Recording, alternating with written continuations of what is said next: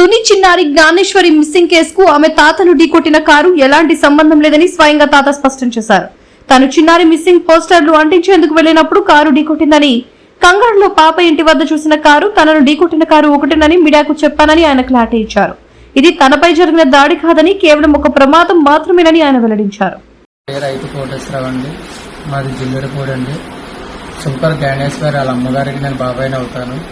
కాంప్లైంట్లు అంటించడానికి నేను అనకాపల్లి వెళ్తున్నాను.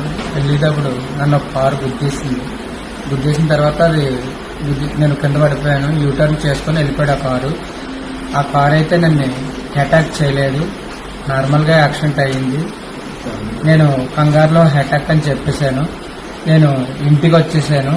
ఇంటికి వచ్చేసి ఇంటి దగ్గర పడుకున్న తర్వాత మీడియా వాళ్ళు వచ్చి అడిగితే కంగారులో వాళ్ళకి కూడా ఇక్కడ సింహస్ అగ్రహారంలో చూసిన కారు ఆ కారు ఒకటి కాదు, రెండు ఒకటి అనుకొని నేను కంగారులో అలా చెప్పేశానండి.